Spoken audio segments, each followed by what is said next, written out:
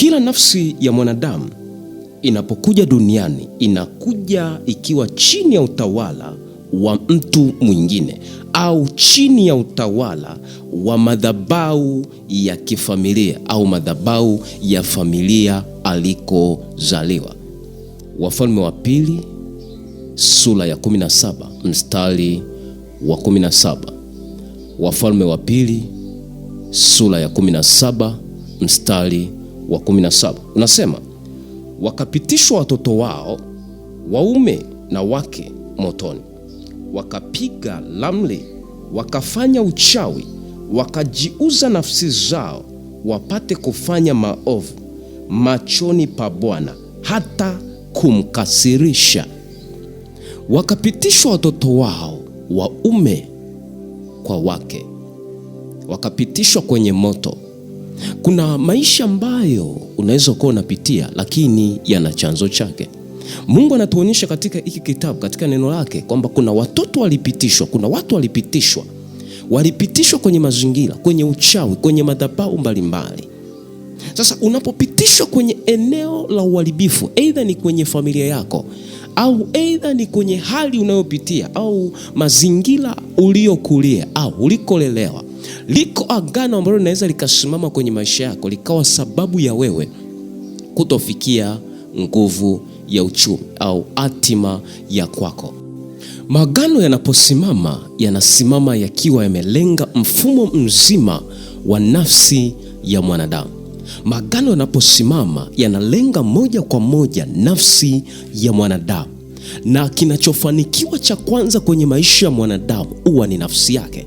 Sasa nafsi inapokuwa kwenye kifungo au inapokuwa kwenye cycle la kifungo, haiwezi kuruhusu yeye mwili wake wa nje uweze kupokea anachokitaka, maanake ile nafsi iko kwenye kifungo.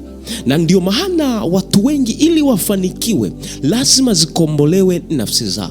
Ndio maana watu wengi hata akilala anaweza kujiona amelala labda akiwa kwenye mkoa labda wa Dar es Salaam, lakini akilala anajiona akiwa Tabora, akilala anajiona yuko shuleni. Manake ile nafsi inaishi kwenye kifungo ambacho mpaka mwanadamu mwenyewe aanze kutambua ukombozi wa nafsi yake, anapofunguliwa katika kiwango cha nafsi yake, ndipo uchumi unaanza kuzilika kwenye maisha yake.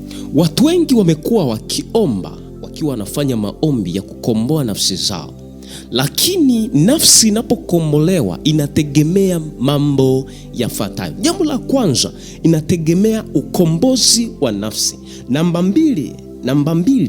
mbili, kujitakasa. Inategemea utakaso wa nafsi. Watu wengi tumekuwa ni watu ambao tunakomboa nafsi zetu, lakini hatujai kutakasa nafsi zetu. Kwa namba moja ni ukombozi wa nafsi. Namba mbili ni utakaso wa nafsi.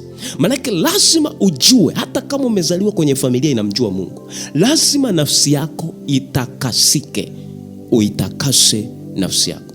Watu wengi tunafanya maombi na watumishi wengi wanatuongoza kwenye maombi ya ukombozi wa nafsi zetu, lakini hatujawahi kukaa kutakasa nafsi zetu, kuzitakasa.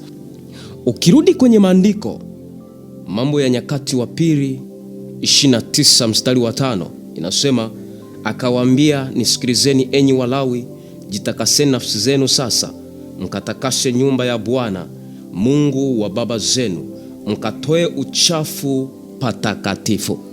Hapo kuna neno moja, nyumba ya Bwana, maana yake mwili wako.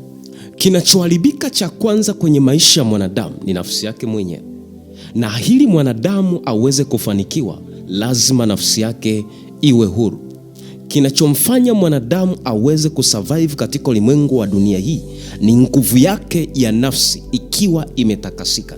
Na ndio maana hata adui anapoingia kwenye maisha ya mwanadamu, cha kwanza ambacho udili nacho, anadili na nafsi ya kila mwanadamu. Mtu aliyefungwa katika eneo la nafsi, jambo la kwanza, mtu aliyefungwa, au ni namna gani unaweza ukajitambua kwamba hapa nimefungwa au nafsi yangu imefungwa? Cha kwanza, uwezo wa kufikiri unakuwa ni mdogo.